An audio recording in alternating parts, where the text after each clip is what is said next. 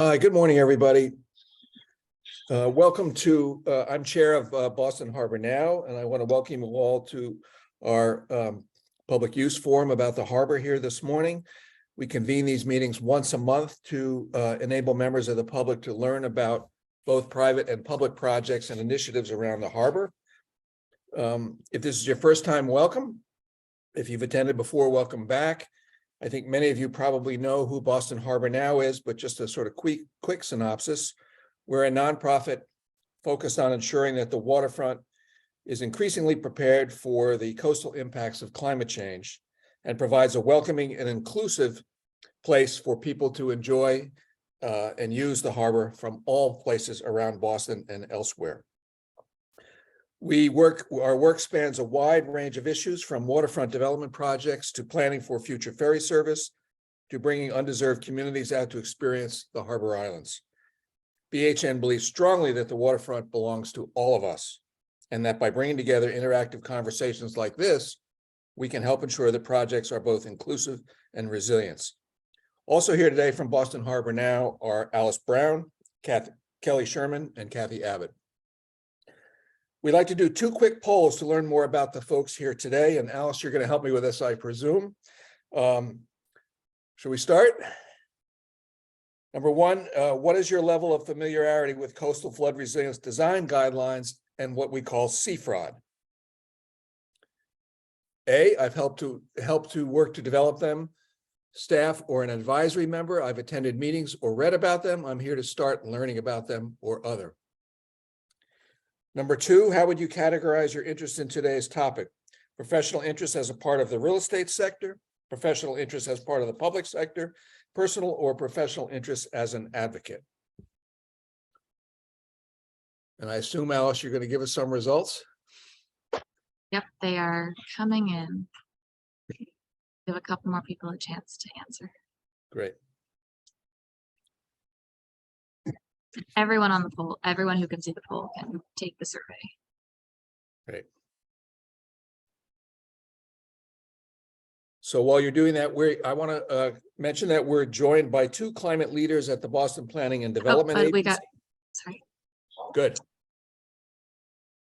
If folks hopefully can see this, it looks like there's a few people who've been involved in developing the guidelines, but a bunch of people who are here to learn for the first time. And then we also have a mix of advocates, as well as some people who are part of the real estate sector, the public sector, and some residents. I can't wait to hear what how the one other person identifies. Great. Back Welcome to the other person, whoever you may be. We're joined by two climate leaders at the BPDA today: Chris Bush, Assistant Deputy Director for Climate Change and Environmental Planning, and Amber Galko, Senior Resilience Reviewer.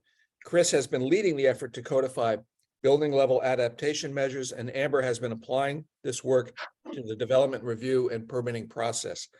I want to make a personal comment that I think the CFROD program is one of the best initiatives that the city has launched in recent years to deal with the problem of sea level rise and coastal flooding. It's too bad we didn't have it 10 or 15 years ago, but there was less certainty, I think, about the problem at that point in time. We have it now, and at least it's very important for regulating future development and making sure major new development projects are as well protected as possible. So I think this is a really good program. We're happy to have an update from you all on it today. So take it away, Chris. Great, thanks, Bud. Thanks, Alice. Thanks everyone for coming out this morning. Amber and I will be covering really just some of the background on the development of the coastal flood zoning overlay, as well as the related design guidelines. And then Amber is going to, I think, focus more in on the application of the zoning and guidelines and resilience review over the past year. So really provide sort of the backstory. Next slide, please. Really all of the resilience initiatives, programs that the city has been advancing really stem from Climate Ready Boston. I'm sure most all are aware of this program at this point. The city citywide initiative really to advance resilience and sort of adaptive measures. A seminal report came out in 2016, very, very important, sort of framing the risks and hazards we're going to be facing over time, those of increased heat, stormwater, flooding, and precipitation, as well as sea level rise, coastal storms, more intense storm events. That report also framed out vulnerable neighborhoods, vulnerable populations, gave some level and scale of economic impact, but also importantly framed out the types of initiatives that we need to be pushing forward over time to address all these hazards. Next slide, please. And the sort of general framework through which we've been advancing resilience is to support it at different scales. So looking at what we can be doing at the site and building scale, what we can be doing at the neighborhood level, as well as citywide. And there are these sort of 5 strategic frameworks that we've been working within, one of those being adapted buildings. Given BPDA is focused on planning, urban design, development review, zoning.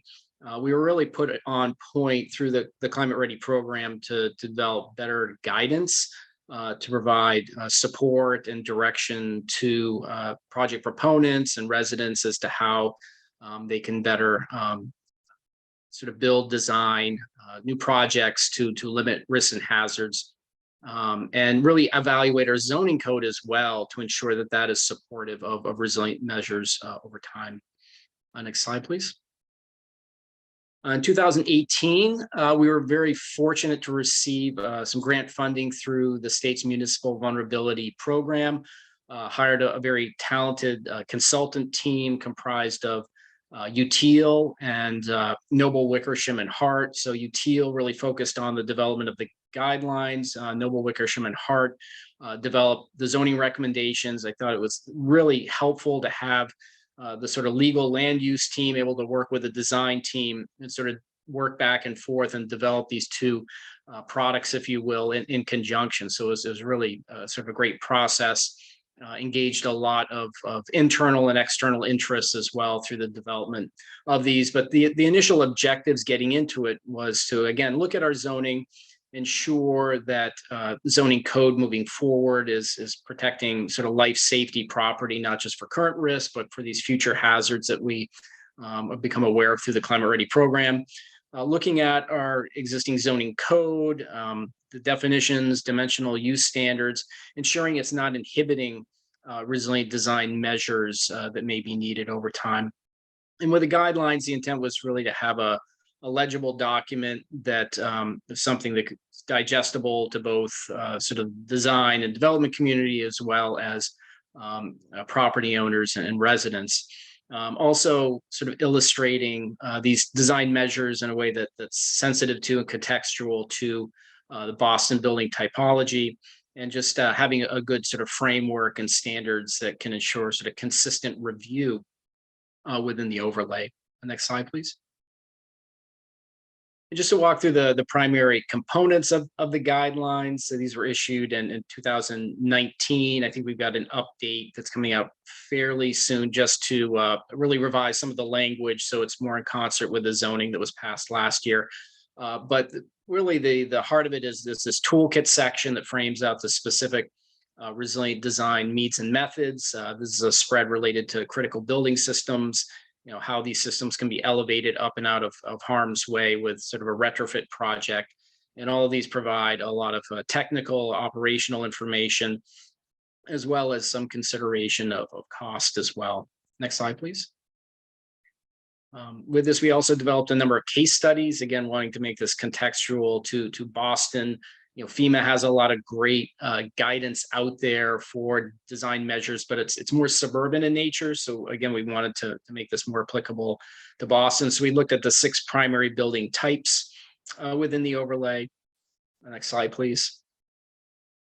And then just how these measures and methods can be employed with sort of on an incremental basis, sort of one-off measures, as well as how they could be implemented with a full build or full retrofit of a structure. And this is one of the spreads related to the triple decker found in many of Boston's neighborhoods. Next slide, please. With the zoning recommendations that were developed by Noble, Wickersham, and Hart, we hired the zoning attorney in 2020, 2021 to take those recommendations and develop them into actual zoning language. Really, the priorities again, we felt that zoning was again a good tool to advance resilience.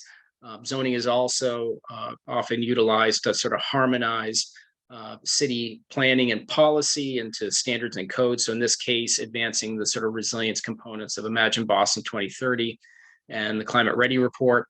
And we also, felt that this was something that we could employ, given we've got broad precedent within our zoning code for overlays and guidelines. So there's been sort of broad socialization for overlays. So we've got overlays now for some time that have been in place for groundwater conservation, greenway support, as well as urban agriculture.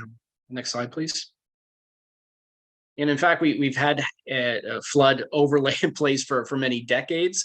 Article 25 of our code relates to the FEMA flood insurance rate maps. We need to have these maps in this aspect of our zoning code to ensure good standing with the federal National Insurance Flood Program. These areas in purple you can see on the map are those federally flood mapped zones. These areas are mapped based on historic storms of record, so they do not incorporate future sea level rise. Of course, with the flood mapping that was conducted through the Climate Ready program with the benefit of the Boston Harbor flood risk model, we came to understand utilizing sea level rise, modeling future storm events. We've got far more extensive areas of the city that are vulnerable to flooding and really should be addressed through zoning. Next slide, please. So just to walk through the primary components of Article 25A, which is the coastal flood overlay. We've got purposes and objectives, and these are tied directly to the guideline document. So really trying to advance, promote resilience planning and design throughout the city, and also supporting design best practice. So the guideline document we see as somewhat of an organic document that can be updated with best practice, with new materials, new methods that can provide a higher level of resilience. Also, again, providing consistent review standards for project evaluation, and also looking for sort of co-benefits opportunities to also support the city's carbon neutral zoning and building standards and zoning, which should be coming into place soon. As well as heat mitigation measures that we may see evolving as well after the city's heat resilience plan that came out last year. And also ensuring that this all occurs, being responsive and responsible to the area public realm. And when we have elevated buildings, finished floor elevations, ensuring that's relatable to the surrounding streetscape, as well as district scale planning that's ongoing to protect our waterfront neighborhood shorelines. Next slide, please. So in terms of the extent of the overlay, for planning and policy purposes, the city has really gone with the 2070 1% chance storm event. Around that time, we're expecting around 40 inches of sea level rise. We feel that that's a good sort of threshold to protect against, given most of the projects we are evaluating right now will be in place through 2070. A lot of the planning that's ongoing will affect the urban fabric and neighborhood fabric through that time frame. So that's the standard we've been working with, and utilize the flood inundation mapping based upon that storm event. Next slide, please. We've had through our zoning viewer through the BPDA's webpage this layer. So project proponents, really anyone can go in, you can point and click on a property or type it in and see if you're inside or outside the zone. Also provides, you can see some of these little numbers within the map, top of water elevations with that design storm. Next slide, please. As far as applicability, we've been reviewing projects that are subject to Article 80 of our development review code. So really any project 20,000 square foot or larger, 15 or more dwelling units, these other thresholds are captured by Article 80, subject to a fair amount of environmental evaluation, looking at wind, shadow, transportation impacts, impacts on utilities, historic assets. We now have resilience review as a part of this evaluation. So Amber applies the guidelines, evaluates these projects as part of this process. With planned development areas, which are sort of more refined, specific zoning to projects that are an acre or larger, the more restrictive provisions of the zoning would apply to those PDAs. And we also have an election to comply provision. So projects that are smaller than 20,000 square feet that are just subject to our urban design review can undergo resilience review and be afforded some of the flexibility with the design and use standards that I'm going to get into in just a second here. Next slide. So with the zoning, we established a minimum design or flood elevation. We found that through the development of the guidelines that really one of the primary ways to limit damage from flooding is just elevation, getting finished floor elevations, occupiable space, mechanical systems up and out of harm's way. So establishing this design flood elevation, very important. So it's establishes the lowest occupiable floor for residential projects and a flood proofing elevation for non-residential uses. And it's comprised of the base flood elevation, or the top of water elevation that we would expect with that 2071% event with the 40 inches of sea level rise, with some element of freeboard or margin of safety on top of that. Next slide, please. And that freeboard differs a bit based upon use. So more sensitive uses such as residential projects, essential facilities, high-risk structures such as EMS stations, shelters, hospitals, museums. Those would have 2 feet of freeboard, as well as projects that are right on the shoreline and in these FEMA velocity zones where we have higher wave action. And there's 1 foot of freeboard that's in place for other uses. Next slide, please.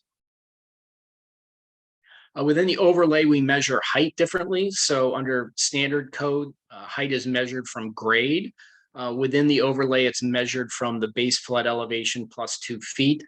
This is to ensure projects are not potentially losing the top floor of their building if they're running into sort of underlying neighborhood height considerations. So this is really to maintain usable square footage with a project.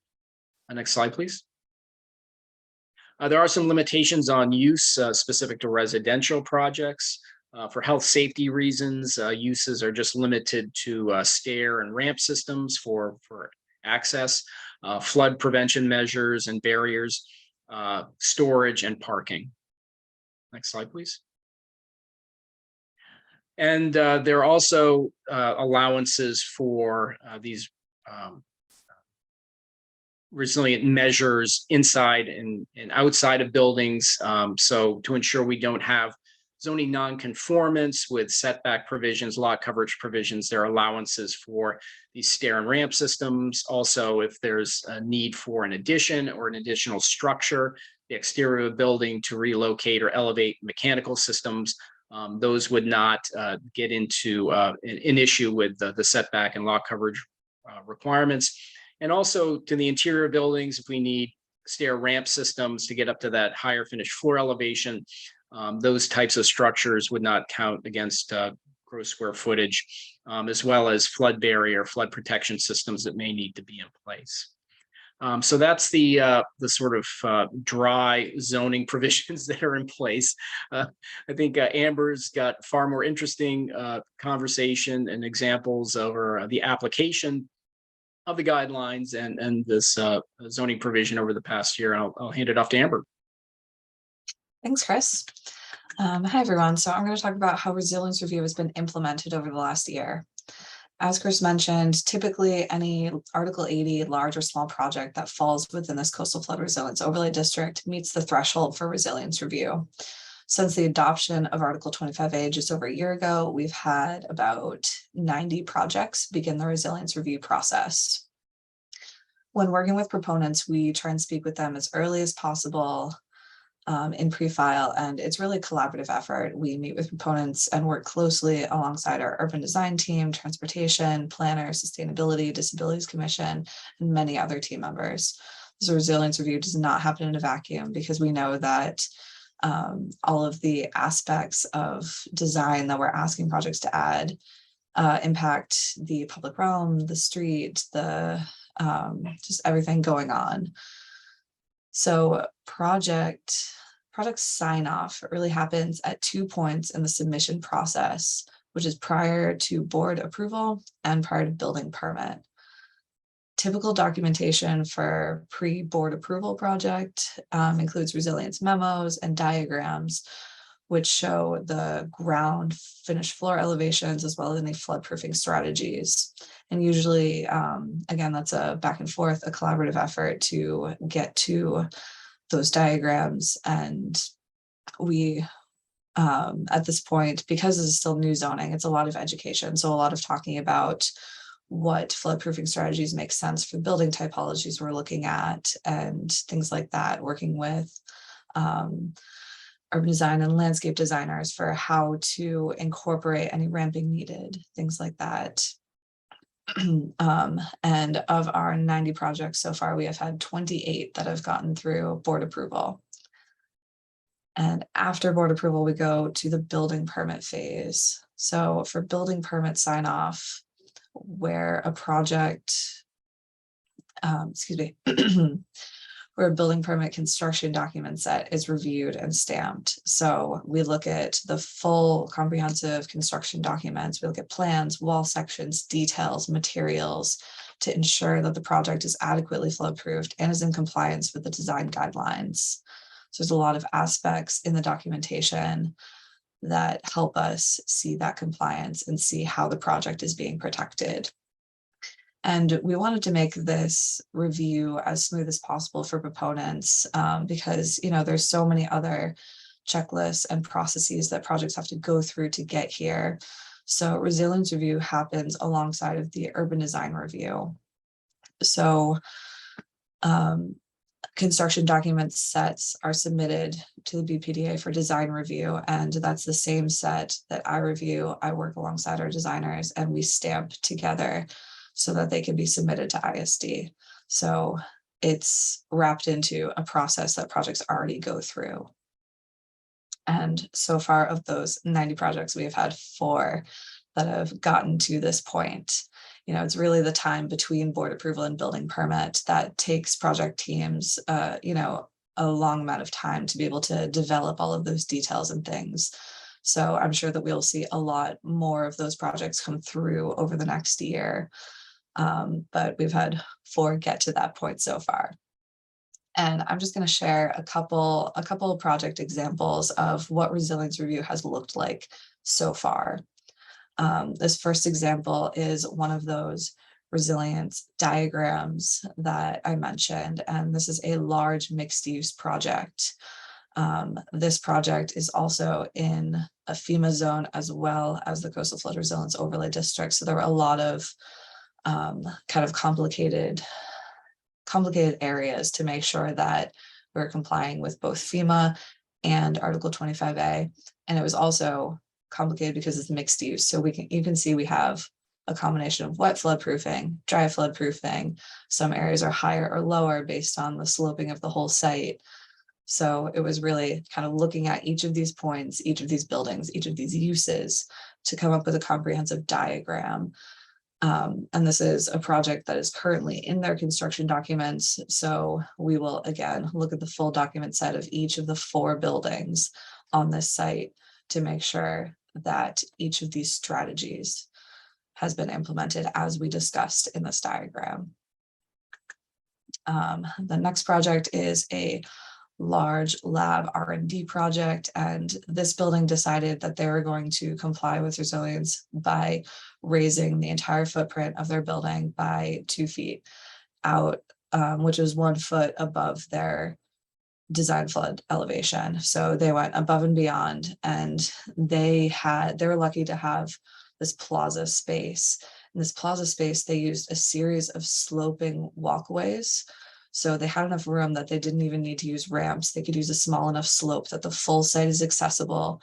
They were able to get from their sidewalk height up the 2.5 feet that it was that their buildings were raised in order to get to the lobbies. So this was an example of kind of creating a plaza space that is really accessible to everyone and providing an extra level of resilience in their heights. We also have looked at some large waterfront projects so far, and all of these waterfront projects kind of look closely at, you can see all of these different heights that they have called out, all of the high tides, their existing harbor walks, their proposed, and then their building design flood elevation and where they're proposing their buildings and existing grade. And something to note with our waterfront projects is even if we have projects that create berms or create all of these raised harbor walks, we still ask that the building footprints themselves also be raised to the design flood elevation. So creating a strategy at the waterfront to raise the site in order to keep the water from coming into the site is a fantastic strategy, but we also ask for a belt and suspenders approach. The buildings themselves are also raised. And next we have an example of a small project. This is a small project in South Boston, and the way that they were able to raise the project was through a series of internal stairs and ramps. They didn't have much space in front of the building between their building and the street in order to get that ramping. So they found a way to do it internally. But the thing that does internally is that, you know, you suddenly have kind of a wall at your street edge where your windows are raised and you need that floodproofing material at the base of your building.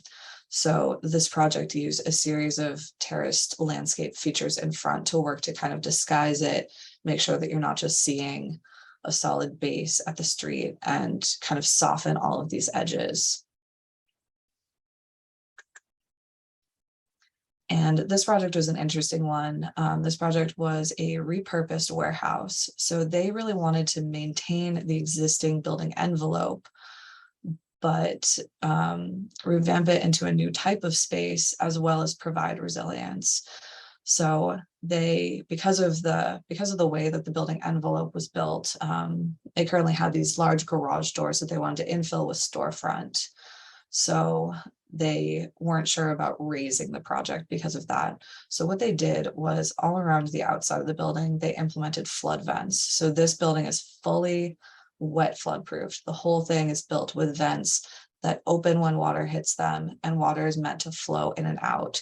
So these were some snips from their construction documents where they have created a reveal in all of the walls. So that way, if the drywall at the bottom gets wet in one of these flood events, it's already split. It's really easy to take out that bottom wet piece. Everything within the wall is meant to dry, then they can replace those bottom pieces. So flood vents all around the outside, and all of their materials inside are either flood resistant or made to be easily replaceable. So that was a very interesting project as well. I believe that brings us to the end. Thanks everyone for listening. And what questions do you all have? Well, thank you very much, Chris and Amber. As host, Alice has given me the prerogative to start with a couple of questions. So I'll do that, and then I'll turn it over to Alice to coordinate the rest of questions. And there are probably a number in the chat as well. I'm glad to see this map right in front of me because it pertains to my question. You know, you can clearly see, based on some of the examples that you gave and the big projects going up around the waterfront, if you just walk around and look at them, you know, you can see that people have taken this really seriously if they are on the waterfront. You know, buildings are elevated, critical infrastructure is elevated, and you have various examples of you know, landscaped berms and elevated, gradually elevated walkways, et cetera, going up to these buildings. But it's, you know, we've have experience seeing flooding on the water, and I think developers have now learned that it increases their market value to do this right as well. But what about the inland areas? You know, if you look at your maps on the screen right now, you go, you know, the zone goes way into the south end, goes way into interior parts of East Boston and elsewhere. What have you found the response of developers to be in those areas? And are you reviewing projects and getting compliance in those more inland areas? I think that the biggest thing that I've seen is kind of general surprise for how far into even Roxbury the flooding extend into.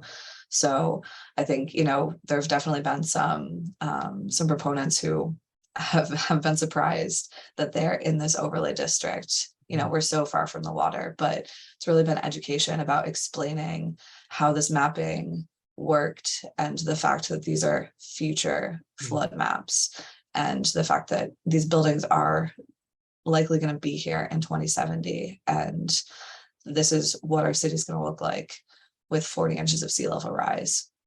So, we haven't really had any proponents in these inland sites push back, but it has been education about this is how we're protecting your assets for the future. So that's good to hear. So a related question, and we've talked a little bit about this in other meetings. As we begin to develop and implement a continuous line of defense, look at 4 Point Channel, for example, where there's a whole stretch of projects along the Gillette property and out where the old GE headquarters was going to be in 100-acre Park and all of that. And if ultimately we close off the flood pathway at the end of 4 Point Channel, so that the water really can't go into the south end anymore, how will we deal with that in the future? And will we retain these flood maps and go with a layered approach, sort of no matter what, or will we revise these and require less inland as we do more along the stretch of waterfront to prevent the water from coming in at all? Follow me?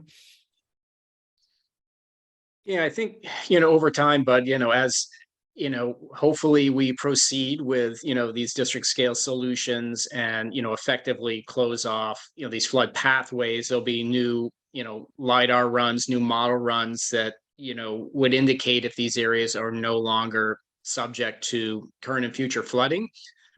So through those mapping exercises, if that's the case, then most certainly, a remapping effort, that would change the overlay and areas would come out. But, until that exercise is run, until those projects are in, until we are quite certain that there are no flanking flood pathways that, again, potentially we could have, 10 years from now, different assessment of sea level rise that is more dire, and we could see this map expand. Let's hope that's not the case.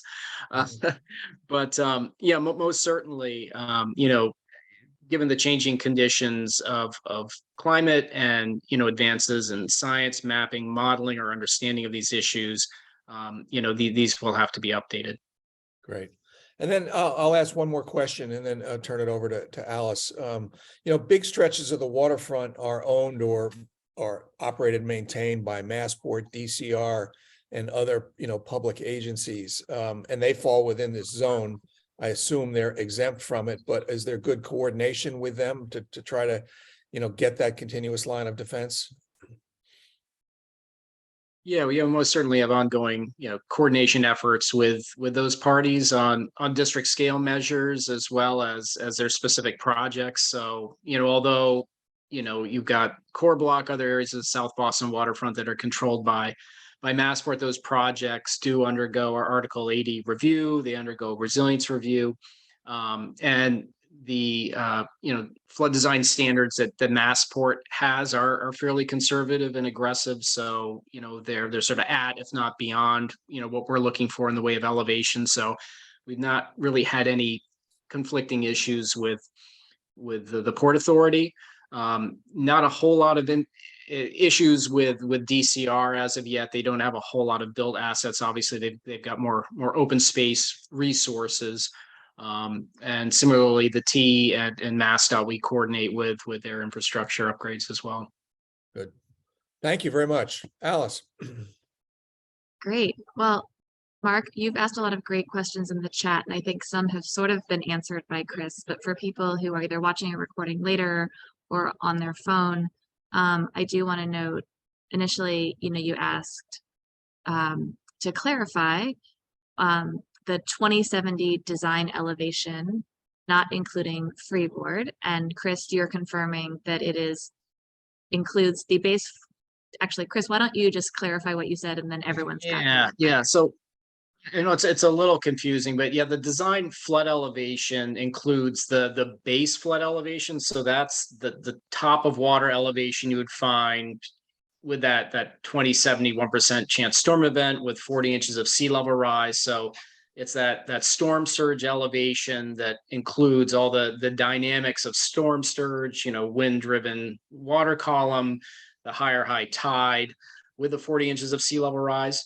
And then, that freeboard is sort of a buffer on top of that. So that's just good practice that FEMA has followed for many decades. And we were advised to incorporate that into our guidance and the guidelines and zoning as well. So again, we've got that 1 foot of freeboard for commercial, non-residential uses and 2 feet for the more sensitive uses. So the design flood elevation embodies that base flood elevation with the freeboard. Does that clarify? No, Mark is shaking. Mark, why don't you frame your question slightly Yeah. differently? And also, I guess you have a follow-up about, is it 21.5? I guess maybe one of the questions is that target elevation the same everywhere? Or is it different things Right. depending on where you are in the city? Right, that would be, I mean, I would love to have a number to be able to say, everybody should design to whatever the number is, so that, Yeah. because I think that, the base flood elevation is a number, right? The base flood elevation is mapped, and it's actually available through our zoning viewer. So if you point and click again on this map that we have up here on your parcel, it will give you the base flood elevation. So Woods Hole Group was able to develop that data and that information. So we have that. So if you've got a project, and that base flood elevation does differ based upon where you are in the city. So that's the if part you're I didn't closer to the understand. waterfront, you're gonna have a higher water column, higher storm surge impact, and you're gonna have a higher base flood elevation. If you're, in the further back near Melnia, Cass, and Roxbury, it's gonna be a lower base flood elevation. But that freeboard dimension is still the same. So again, that base flood elevation can change. The freeboard is going to be consistent and is based upon use. And I mean, people just can see that on the map here, like it's sort of Yeah, very hidden exactly. behind where it says questions, and the numbers are very Yeah. small. But Mark, in your case, you're looking at 20 feet plus the extra with in the downtown area, and then inland near Mass and Cass it's 18.5. Near the Back Bay or Beacon Hill, it might be 14 or 16. And I can go through a quick example of this. I have the zoning viewer. Can everyone see the zoning viewer window that I just pulled up? Yep. So within our zoning viewer, we have different layers, and you can scroll down to the one labeled Coastal Flood Resilience Overlay District. When you check that, this layer that we were just looking at in the background pops up, and you can zoom in to any parcel. When you click on a parcel, it gives you all the information, including the fact that it's in this zoning overlay. And all the way at the bottom, under climate resilience, it gives you your base flood elevation. So any parcel in the city, you can pull up with the zoning viewer, see if it's in, and then see what the base flood elevation is. And then your design flood elevation would be added freeboard based on your use. I put a link in the chat so anyone on this call can go test what your house's zonings are. Thank you.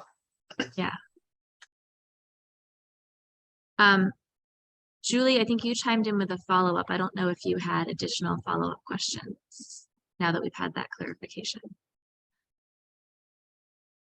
Thank you. I just had the question of, are you seeing, I guess, what's the impact on the quality of the design with this new restriction? Are you seeing people do more creative things? Has this been a real constraint?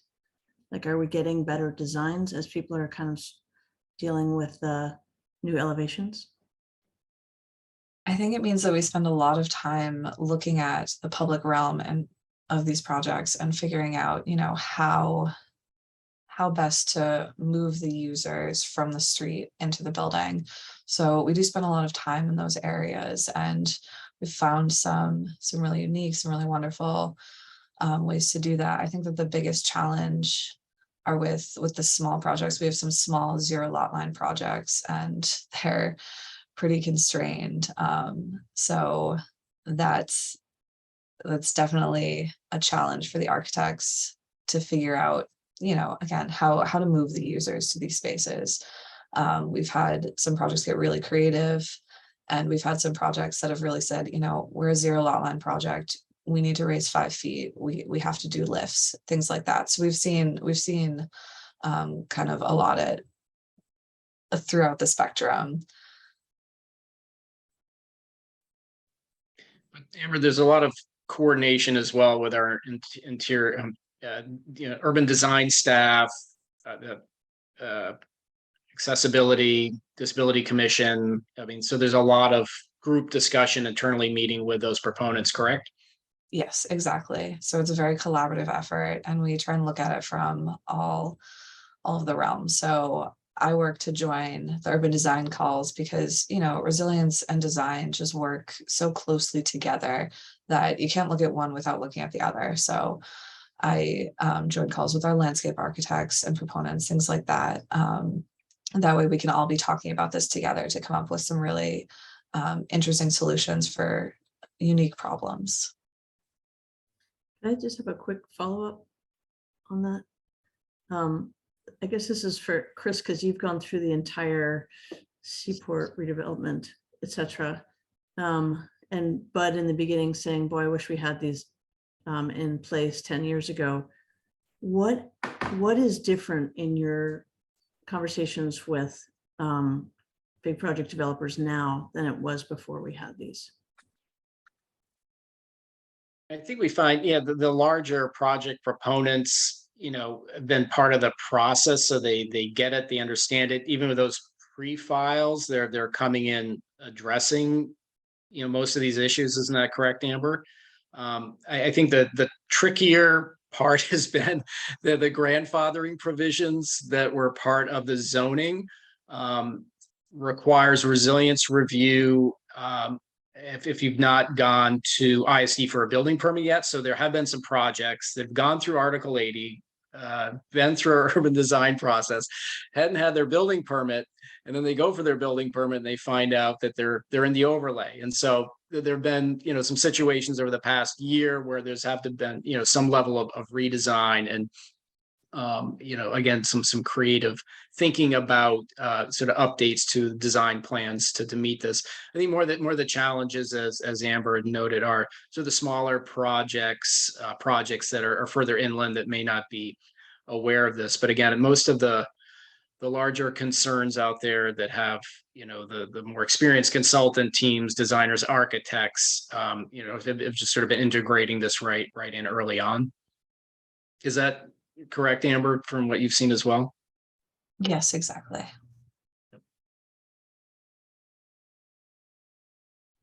Great.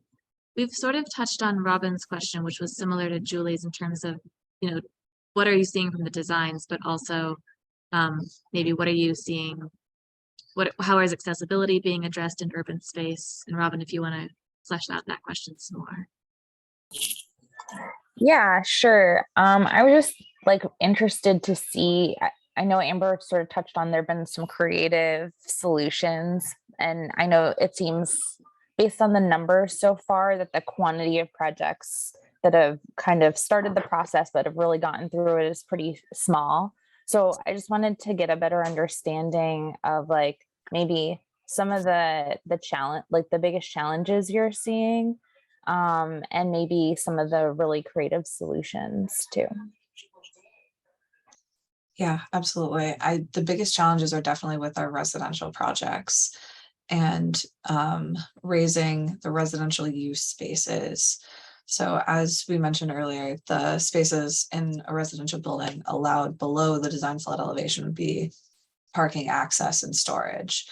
So, we can create access spaces, but it's really finding the space in these projects. So I think that, it's going to go back up to the small project in here. They worked to kind of keep their bike storage room down at the street level, so you could just wheel your bike right in, but then create a series of stairs and a wrapping ramp to get you up, because all of these units needed to be out of the design flood elevation. It's the biggest challenge is the projects that are around the size, 20 to 50,000 square feet with 0 lot lines. And you can't magically create more space. So it's figuring out how to pair ramping into your entry sequence, and depending on the necessary design flood elevation, like I mentioned before, we have had a project that we're currently working through that, needed to raise 5 feet above the street. So at a certain level, it becomes too much for somebody to self-propel up a ramp that's going to be extraordinarily long. There's just only so much spaces in these footprints. So I'm sorry, I don't have more examples in front of us, but we continue to work to advocate for non-mechanical means. Ramping is definitely the best way to go, but it's looking with proponents at who are the users of their building and where is that line between creating a non-mechanical means, or also 5 feet in height might be too much. So we've also had projects with some ramping outside and some inside. So trying to, find that balance. And again, we just try and work closely on where's that line, where's that balance, and project by project, how can we create a procession for residents that makes sense and is resilient. Thanks, Amber. Christopher Nicodemus, you have what looks like more like a comment in the chat about sort of what protection strategies might work where. Do you want to ask a question?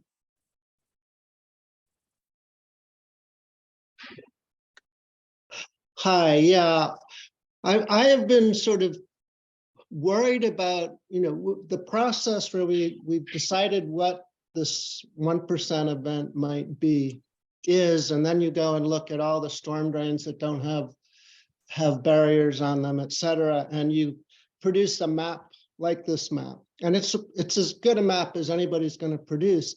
And then we make regulations that result in the whole process that we're starting to hear talking about. And you're trying very earnestly to adhere to these regulations, but at the same time, it's sort of, okay, so this is what we've got, and we're gonna design towards that. My concern is that that perhaps the regulations and the zoning is going to cause all sorts of unexpected problems, whether it's projects that can't happen, as is already being discussed, or whether it's doing things like putting in seawall kind of berms, hard and sure, that's unrealistically high and has a huge adverse impact on the livability of the communities. Whether this is happening or not, I'm not sure, but a few of the plans that I've sort of seen are kind of gravitating in that direction. So I've been thinking about, about Boston as a unique city. And what's unique about Boston is the amount of tidal flux that we already have, so that we already have a surge. So that the whole city is actually well above sort of mean sea level, because we have this high tide that's much higher than all the places that have been flooded historically and are sort of where the FEMA guidelines come from.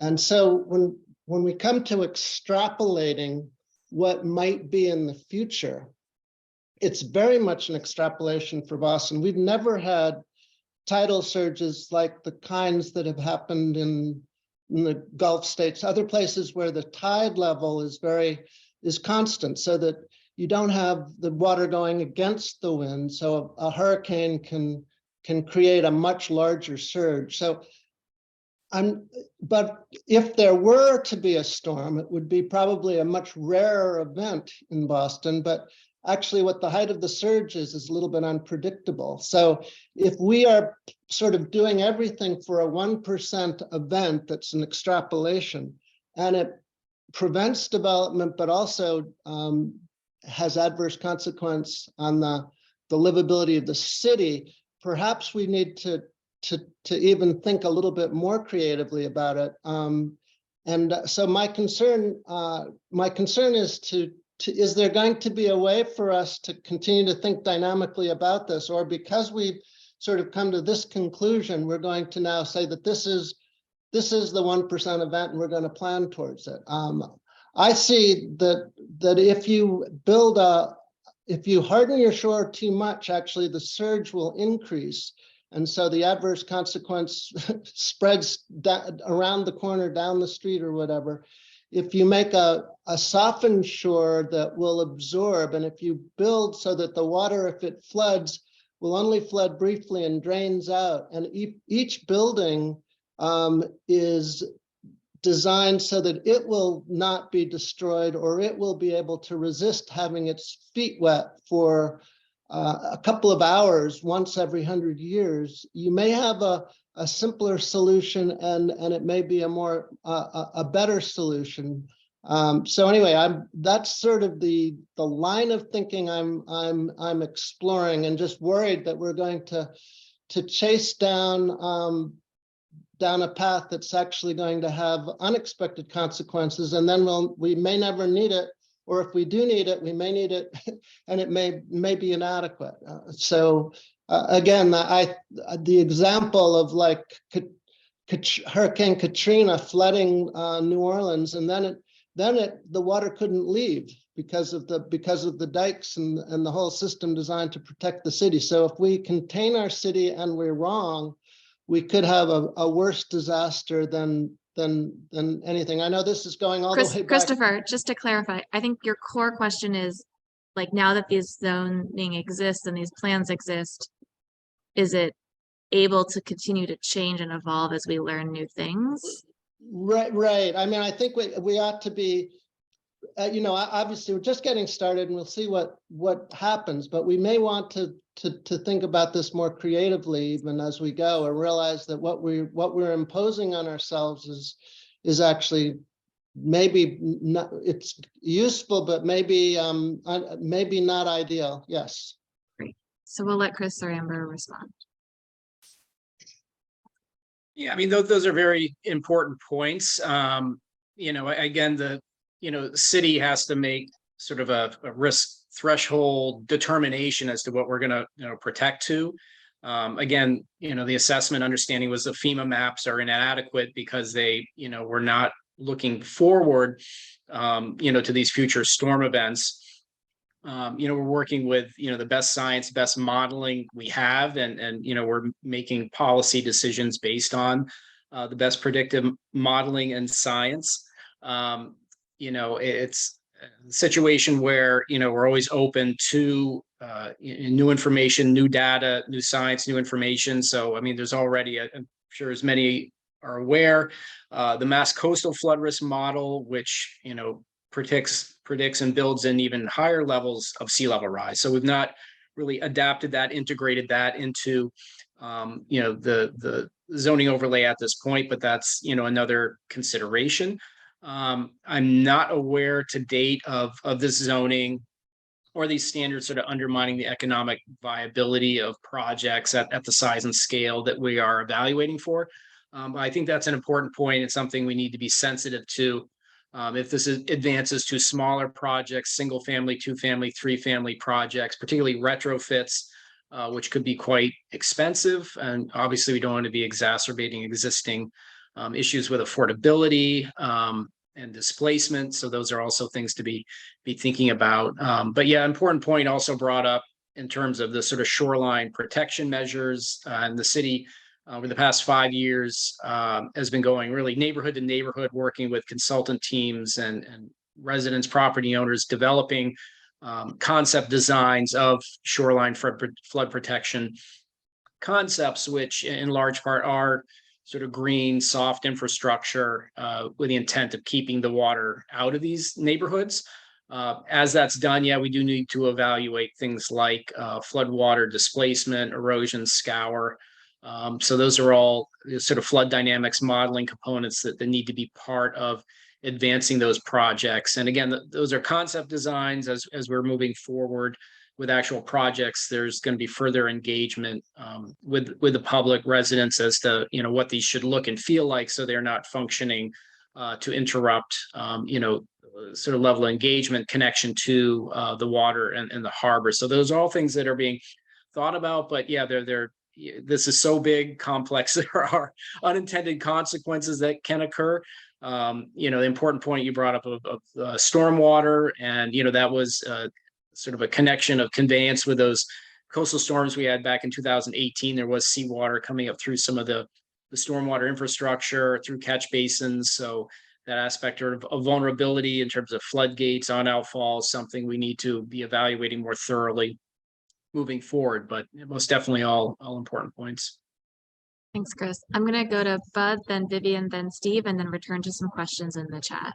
Yeah, Christopher's question was interesting, but I think it's important to remember, and I don't have the data in front of me, but the frequency of these events is actually going to increase, not decrease. So what is a 1% storm today could well become a 10% storm in a few decades, and ultimately a monthly storm. And of course, during all of that, we begin to get weekly flooding. So I think the likelihood that it's going to get less intense, at least during this century, is pretty remote. So I think we want to be fairly conservative in the way that we're approaching this so far. Vivian, do you want to chime in? Yeah, I just want to say that, Christopher, you raised some interesting points, but there are people on this chat who've been working on the issues for more than a decade. And I am very impressed with how much progress has been made just listening to this Zoom. I mean, people like Bud, Kathy Abbott, Julie Wormser, Jamie Fay, I can go on and on. I'm looking at the people who are on this call. And I think we have seen significant progress in terms of the strategies that are being suggested. And I frankly feel much more optimistic. When Bud and Julie and others started, more than a decade ago, before even Superstorm Sandy, talking about how these issues could affect Boston, we were grappling with the issues at that point. And the issues that you bring up about developers and whether they, are affected economically by what's proposed. I mean, we have learned so much. I mean, I see Jamie Fay's on this call as well. And, Kathy, Alice, all of you, there has been significant progress, and the types of innovative strategies that I'm hearing about today that Amber and Chris Bush have indicated, I think is very encouraging. I mean, we have heard and work closely with organizations like NIOP and others. I mean, all of those types of concerns that the business community and development community have brought up have continued to be addressed, but we're still learning. And I'm glad that you brought up the question, but I feel very optimistic listening to this presentation. And frankly, the people that are on this call, many of whom have been working on this for more than a decade and have not, stopped thinking about the types of questions that you asked. So thank you to all of you. And I know Steve Hollinger, who's next, is probably he's another one who's really been following this issue. And I think, through everyone working together, I think we're making good progress. So thank you to the people from the city like Chris and Amber, but also to many of you on this call who've been working on these issues for more than a decade. Thanks. Steve, then Magdalena. Hi, everyone. And thank you, Vivian. And Vivian, I love you, and I love the work that you've done and all the people. I know there's been a lot of work, but I would say I'd like to see more advocacy that is frank and lights a fire, and perhaps is in friction with BPDA and probes some of the claims that are being made and does so in a healthy manner. And I hope that's been my contribution, because I feel for example, the fact that resiliency guidelines weren't mandatory till October of 2021. And I can tell you next month, a new building in my neighborhood goes to landmarks because it wasn't elevated. And now they want to, get landmarks to approve aqua fences. And another building in my neighborhood, brand new building, one channel center, They use sandbags and aqua fences. It's a new building. And in the Seaport, you know, a new building under construction, L5 at Seaport Square, Conservation Commissioner spoke at length about the problems with that building addressing floodplain. Let me just register a few concerns. And also, I do commend Chris and team. I know they work hard. Land use planning for stormwater in partnership with the Boston Water and Sewer Commission has not happened. And the Boston will be inundated even by stormwater alone, unable to drain with sea level rise. Yet we in Fort Point, we don't know the volumetric calculations of stormwater, how they'll be managed on a district level or on a watershed level. And just saying that, oh, we'll build a park and it'll capture some of that water isn't good enough. For example, if a new project comes into construction, why is the level of stormwater being captured the same standard as it was 20 years ago? You know, I think it's 1¼ inches or something like that. Why isn't it sufficiently more than that? And why are they elevating their site without concern for where the water overflow goes downstream? It will flow into other neighborhoods. I'd also like to say, regarding the claims regarding an impenetrable barrier that we're creating, I think people like me question whether we're actually creating an impenetrable barrier or just elevating new projects, because opportunities to seal some of those flood pathways aren't being captured. We had an opportunity to solve a number of pathways to solve the inundation problem in Fort Point.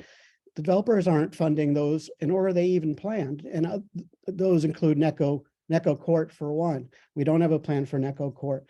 And I think the water will flow into Fort Point from other places, as it will the South End and other places. So I'd like to kick the tires on claims regarding the impenetrable barrier, or are we just elevating properties along the coastline? I'd also like to add value capture to fund these projects. I've been asking for over 5 years why we're not seeking value capture from large project development in flood zones to build a fund to fund some of these large mitigation projects, which won't get necessarily federally funded or state funded. We had an opportunity to capture a lot of funding from the Seaport development to put toward future mitigation of those projects themselves, but we didn't do that.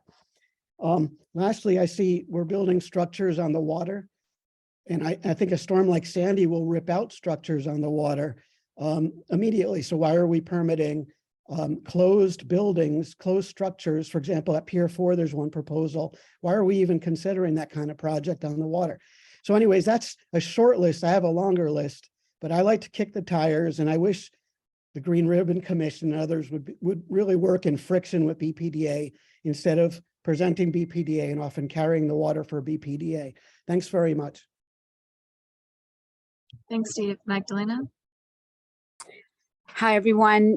Great comments so far. And thanks so much, Steve, for kind of, segueing. For me, it's more of a comment. I completely, absolutely support this flood resiliency overlay. I think that's totally in the right direction.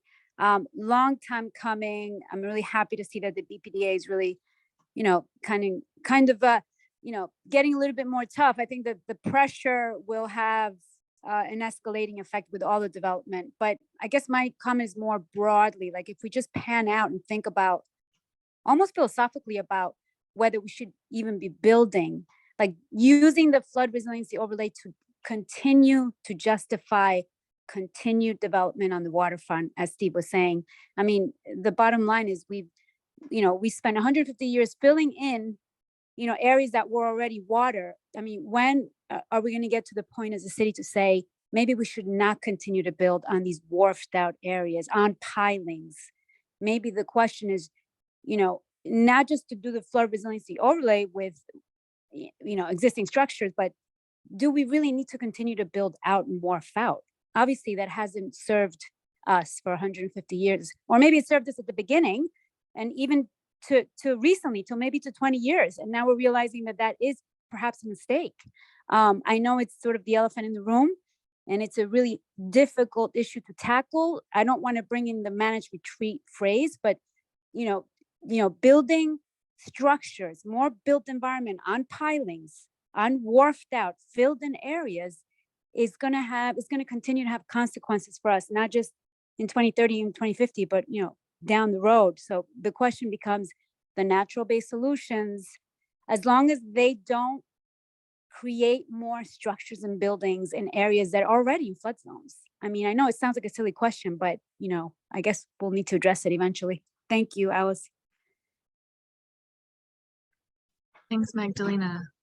I'm going to return to some earlier questions in the chat. I appreciate all these comments. Want to give Chris and Amber a chance to respond to some earlier questions that are a little more technical.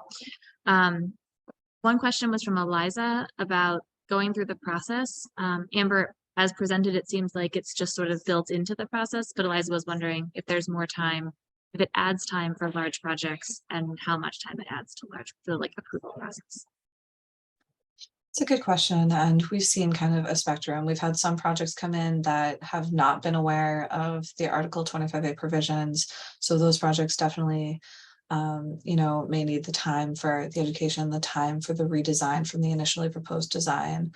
But also projects have come in who have designed resilience already in, but in general, all of the pre-file meetings that we have are the same pre-file meetings that would happen anyway. We're just joining the other teams to discuss resilience. For those projects that have more questions, we do schedule resilience specific meetings.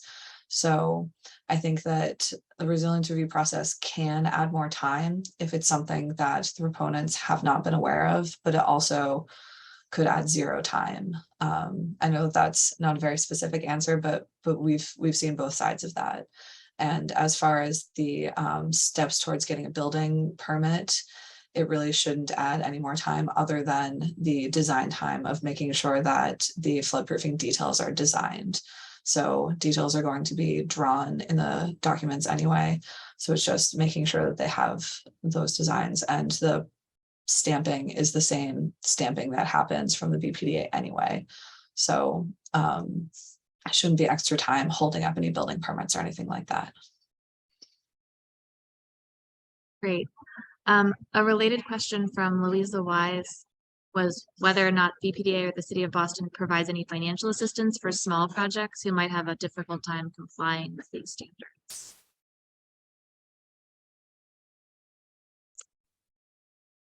Yeah, we don't have any financial resources. So this is just, sort of a health, safety, structural consideration that we feel needs to be built into projects. So, it's something that FEMA requires if you're in a FEMA flood zone, effectively through the zoning. It's really just building to a higher level, higher standard with more expanded, some more expanded geography with the application of it. But yeah, we don't have resources other than, Amber as, consultant advisor, to assist proponents through the process. But that's part of Amber's role, right? Amber, you're here to help folks figure out solutions. Navigate. Exactly. Great. Julie Eaton Ernst apologizes for joining late and says it might have already been addressed, but just to clarify, the Public Improvement Commission issued a policy for climate resilience effective February 28, 2020. How does that compare or relate to this particular overlay? Yeah, I think that is specific to the public realm. So sidewalks, roadways, and projects ensuring that they're not worsening flooding, in those surrounding areas. So I think that's an area of better coordination that's needed through PIC and Jill Oakesick in our department, who's a longtime landscape architect, sort of evaluates and runs the PIC process through BPDA.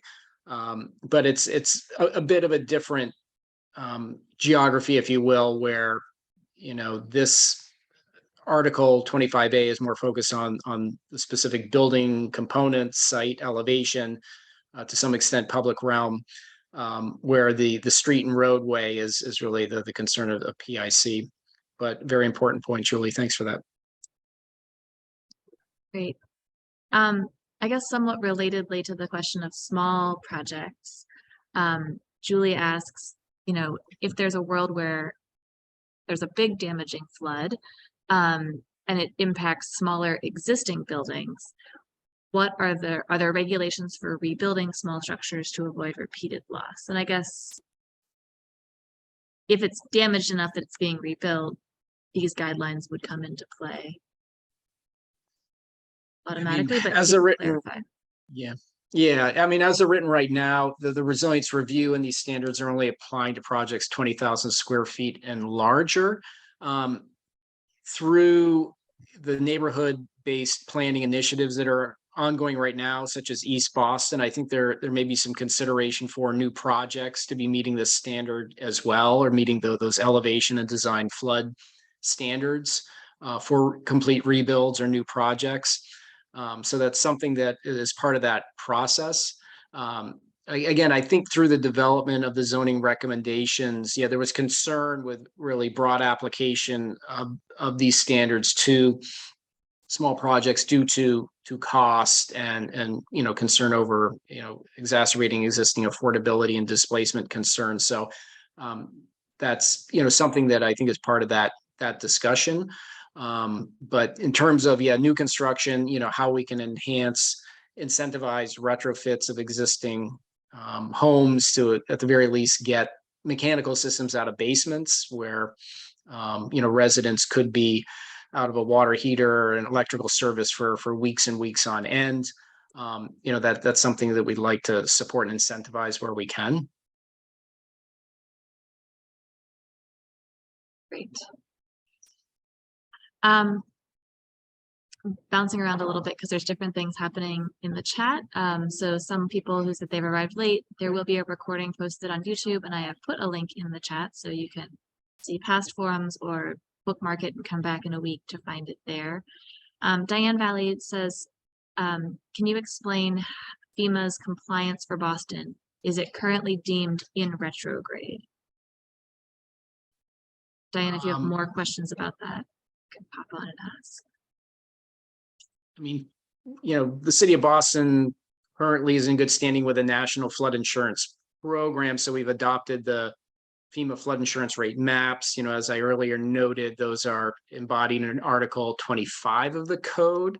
So that affords sort of subsidized flood insurance for residents, property owners within the FEMA flood zone. So beyond that, I know the city is looking right now at the sort of more enhanced standing within FEMA, the community rating system, which would allow for even further reductions in insurance premiums for going above and beyond the basic FEMA standards. So I know our Environment Department, Conservation Commission staff is working with inspectional services and FEMA staff on that right now. Great, thanks for clarifying. There's a couple things that have come up about stormwater. I think Christopher sort of mentioned it. Sarah McHammond in the chat notes that yesterday there was a city council hearing on green stormwater infrastructure that involved the Boston Water and Sewer Commissioner's chief engineer, the groundwater trust ED, and the director of green infrastructure, Kate England. There's a link in the chat, so if you are on this, you can click the link and use that. But it does take us back to a much earlier Mark question that I think we sort of skipped over in that part, which was about how these maps work with stormwater backup, and Steve Hollinger referenced that as well. Is that if this seems just to be coastal flooding, is there other mapping efforts that says what happens with stormwater plus tides? Yeah. So this mapping and the coastal flood overlay is specific to the Boston Harbor flood risk model, which is really specific to coastal flood events, sea level rise, and those dynamics of storm surge. I know that as part of the model, there's some aspect of stormwater outflow from some of the river systems, but not sort of specific discrete stormwater impacts, on a neighborhood by neighborhood level. But I think that's something we need to delve in with, and something I've raised internally is, potential for, this type of overlay to expand to inland areas where there's areas not just mapped through FEMA, but more enhanced Boston Water and Sewer Commission modeling, areas, locations where there are consistent inland flooding.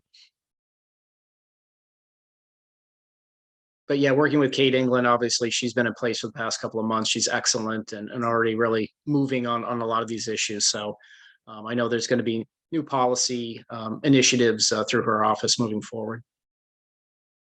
And then the last question I have from the chat right now is a great larger question from Julie from earlier about how this kind of zoning overlay districts could work regionally for other cities around the harbor. Could the Metro mayors provide a forum for planners to work together on that? I guess it's on the Metro mayors and not you, Chris, but I don't know if you guys have had conversations with other municipalities or state officials about this. Yeah, not that I'm aware of. Yeah, I've not had a whole lot of engagement or interest from adjacent communities on this. It's been actually more, other cities and other vulnerable areas within the United States that have had some interest in this. But yeah, happy to share, discuss this information more broadly. And obviously with the Mass Coastal Flood Risk Model that Woods Hole Group has developed with the Commonwealth, that provides a more comprehensive inundation model that covers those other neighborhoods and communities as well. So that could be utilized for this. Great. I'm gonna pause for just a minute to see if anyone else has questions or comments they'd like to raise and then turn it back over to Bud.